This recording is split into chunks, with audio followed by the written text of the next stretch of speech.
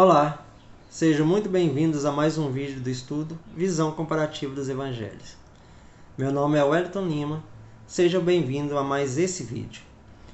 Vamos dar continuidade ao estudo sobre a tentação de Jesus no deserto que ocorreu logo após o seu batismo. Esta é a segunda parte, que está relatada em Mateus capítulo 4, versículo 1 a 11. Espero que esse estudo lhe abençoe. Vamos lá? Mateus capítulo 4, versículo 1. Então Jesus foi levado pelo Espírito ao deserto para ser tentado pelo diabo.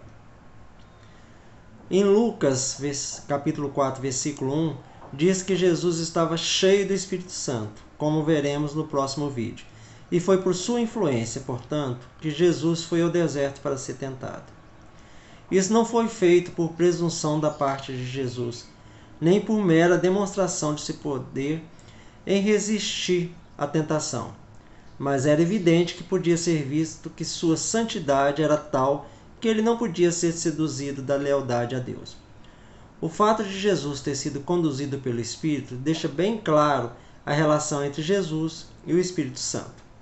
Em sua obra terrena, Jesus dependia do Espírito Santo para capacitá-lo. Enquanto o primeiro Adão foi criado, ele foi sujeito à tentação do diabo, e ele caiu e envolveu a raça humana em ruínas. Não era impróprio que o segundo Adão, o redentor da raça, fosse sujeito à tentação, para que fosse visto que não havia poder que pudesse aliená-lo de Deus, que havia um tipo e um grau de santidade que nenhuma arte ou poder poderia afastar da lealdade. Marcos diz que isso ocorreu logo após o seu batismo. Isto é, no caso dele, como acontece com muita frequência, a grande tentação seguiu imediatamente a manifestação notável da aprovação e favor divinos. Nas manifestações mais claras do favor divino para nós, podemos não estar longe das tentações mais poderosas. E então pode ser o momento em que é necessário estar mais cuidadosamente em guarda. Versículo 2. E depois de jejuar 40 dias e 40 noites, teve fome.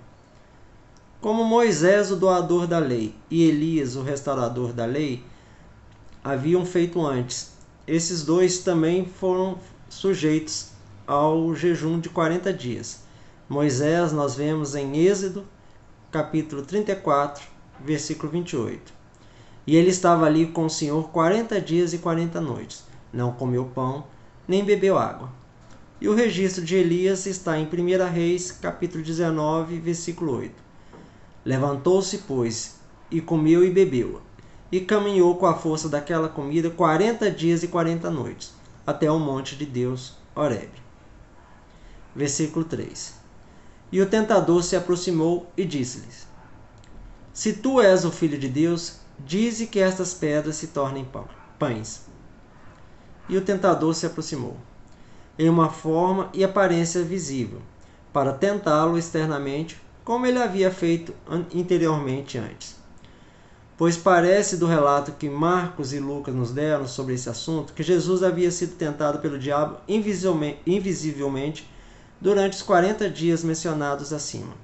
Mas agora, ao que parece, Satanás veio a ele em uma forma visível, talvez de um anjo de luz ou na forma humana, como aquele que desejava investigar mais profundamente as evidências de sua missão. Dize que estas pedras, as pedras que estavam ao seu redor no deserto. Nenhuma tentação poderia ter sido mais plausível ou mais provável de ter sucesso do que isso. Jesus acabara de ser declarado Filho de Deus, e aqui havia uma oportunidade de mostrar que Jesus realmente o era. As circunstâncias foram tais que fizeram parecer plausível e apropriado realizar esse milagre. A linguagem de Satanás era: aqui está você, faminto, isolado, sozinho, necessitado, pobre, e ainda o Filho de Deus. Se você tem esse poder, com que facilidade você pode satisfazer seus desejos? Quão tolo é, então, que o Filho de Deus, com todo o poder, esteja morrendo de fome dessa maneira, quanto por uma palavra ele pode mostrar seu poder e aliviar seus desejos, e quando na própria coisa não pode haver nada de errado nisso. Esta foi a tentação de Satanás para Jesus. Versículo 4. Mas Jesus respondeu: Está escrito: não só de pão viverá o ser humano, mas de toda palavra que sai da boca de Deus. Ou seja, por tudo que Deus ordena sustentá-lo. Como se dissesse: portanto, não é necessário que eu faça um milagre para obter pão, sem nenhuma sugestão da vontade do meu Pai. E em resposta a essa tentação ardilosa, Cristo respondeu com uma citação do Antigo Testamento. A passagem é encontrada em Deuteronômio, capítulo 8, versículo 3, onde temos: e te afligiu, e te fez ter fome, e te sustentou com maná, comida que não conhecias tu, nem teus pais a conheciam, para fazer-te saber que o homem não viverá de só pão, mas de tudo que sai da boca do Senhor viverá o homem. Neste lugar, o discurso está se referindo ao maná. Moisés diz que o Senhor humilhou o povo e os alimentou com maná, um tipo incomum de comida, para que eles aprendessem que o homem não vivia apenas de pão, mas que havia outras coisas para sustentar a vida e que tudo que Deus tinha ordenado era apropriado para isso. Assim Cristo respondeu usando as Escrituras, e assim podemos responder a todas as sugestões do diabo. Jesus pôde resistir a todas as tentações porque não apenas conhecia as Escrituras, mas também as obedecia. Conhecer os versículos bíblicos é importante passo para nos ajudar a resistir aos ataques de Satanás, mas também devemos obedecer à palavra de Deus. Devemos notar que Satanás havia memorizado as Escrituras, mas falhara em obedecê-las. Conhecer e obedecer a palavra nos ajuda a fazer a vontade de Deus, ao invés de satisfazer a vontade do diabo. Versículo 5. Então o diabo levou consigo a santa cidade e o pôs sobre o ponto mais alto do templo. Ou colocou Jesus em um pináculo do templo em Jerusalém. Não é perfeitamente certo a que parte do templo o evangelista aqui se refere. É mais provável que ele se refira à parte do edifício sagrado que foi chamado Pórtico de Salomão, uma varanda no lado sul que tinha do topo do fundo do vale até a parte de cima, até o topo, mais de 200 metros. E Joséfo diz que mal se podia olhar para baixo sem tonturas. O templo era o centro religioso da nação judaica e o lugar onde o povo esperava que o Messias se manifestasse. Versículo 6. E disse-lhes: se tu és o Filho de Deus, lança-te abaixo, porque está escrito que mandará seus anjos acerca de ti, e te tomarão pelas mãos, para que nunca com teu pé tropeças em pedra alguma. Na tentação anterior, o diabo não citou as Escrituras, mas tendo sido repelido naquele assalto pela espada do Espírito, que é a palavra de Deus, ele aqui usa a mesma arma.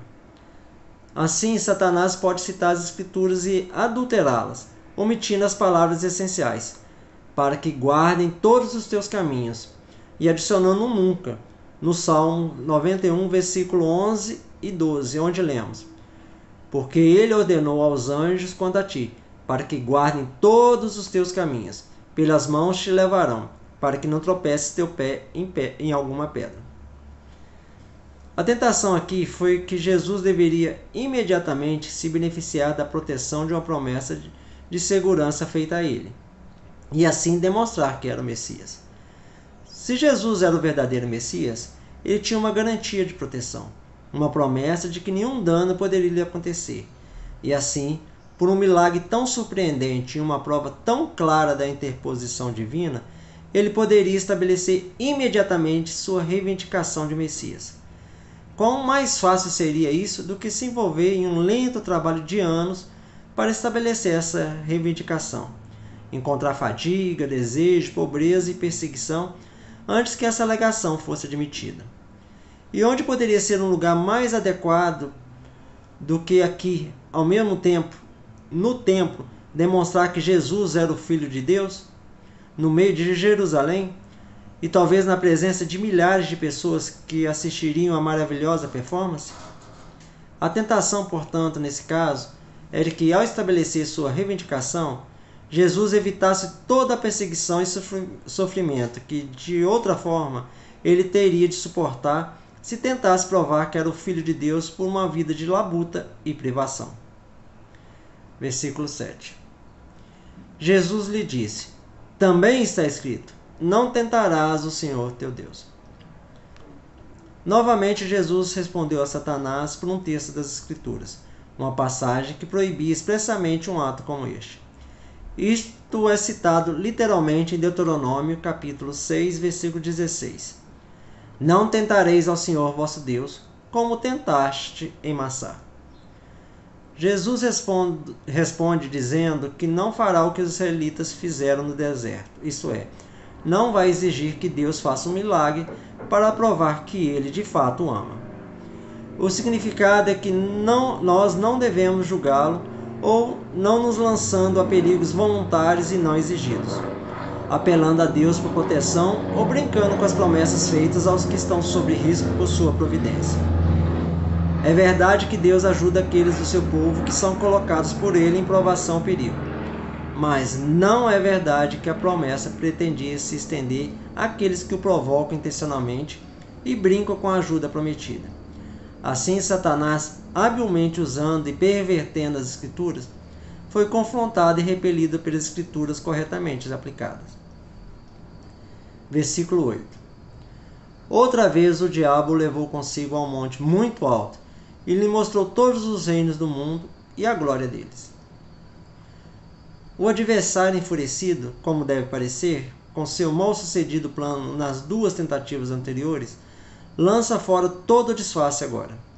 Ele não fala mais do Filho de Deus, mas desesperado e portante, insolente e audacioso, ele oferece ao mesmo tempo todo o seu estoque de trunfos vistosos, todo o poder, domínio e glória mundanos, e arrogantemente define o preço pela qual devem ser comprados. E disse-lhe: tudo isso te darei, prostrado me adorares. Todos esses domínios Satanás reivindicara o direito de conceder a quem quisesse, e com considerável justiça. Eles eram exclusivamente maus, e ele afirmou que pretendia entregá-los. Essa tentação tinha muita plausibilidade, pois Satanás considerava Jesus o rei dos judeus. Como Messias, Satanás supôs que Jesus iria tomar posse física de todo aquele país. Jesus era pobre, desarmado e sem seguidores ou exércitos. Satanás propôs colocá-lo em posse dele imediatamente, sem nenhuma dificuldade, se ele o reconhecesse como o senhor e o proprietário apropriado daquele país. Se Jesus confiasse nele e não em Deus. O diabo ofereceu o mundo inteiro a Jesus, desde que ele apenas se ajoelhasse e o adorasse. Hoje o diabo nos oferece o mundo, tentando envolver-nos pelo materialismo, na busca pelo poder. Podemos resistir às tentações do mesmo modo que Jesus o fez. Versículo 10. Então Jesus disse: vai-te embora, Satanás, porque está escrito: ao Senhor teu Deus adorarás e só a ele cultuarás. Agora Jesus cita Deuteronômio, capítulo 6, versículo 13. Ao Senhor teu Deus temerás e a ele servirá, e por seu nome jurarás. O diabo pediu que Jesus o adorasse. Isso foi expressamente proibido, e Jesus, portanto, o expulsou de sua presença. A todas as tentações, e especialmente para essa, Jesus deu uma repreensão decidida. Este foi um ataque mais ousado do que qualquer outro que havia sido feito antes. As outras tentações foram fundadas em um apelo às suas necessidades ou em uma oferta de proteção de Deus em grande perigo. Em ambos os casos, plausível. Em nenhuma violação direta da lei de Deus. Aqui, houve uma tentativa maior, uma investida mais decidida e mortal na piedade de Jesus.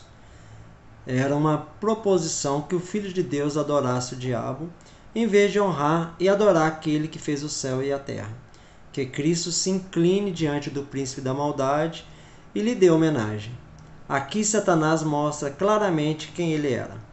Assim, respondendo a essa sugestão, Cristo o chama pelo seu próprio nome, o que ele nunca havia feito antes. Versículo 11. Então o diabo o deixou, e eis que chegaram anjos e o serviram. Então o diabo o deixou. Ele o deixou por um tempo. Ele pretendia voltar novamente à tentação e, se possível, seduzi-lo ainda. Chegaram os anjos e o serviram. Eles vieram e supriram seus desejos e confortaram Jesus. Como um único anjo seria abundantemente suficiente para o alívio das necessidades de Jesus, é razoável supor que a aparição de vários deles nessa ocasião fosse fazer-lhe a honra mais ilustre, depois desse terrível combate com Satanás. Aqui finalizamos o que nos é relatado por Mateus sobre a tentação de Jesus. No próximo vídeo, nós vamos ver o que nos é relatado por Lucas. Nos encontramos lá. Até a próxima.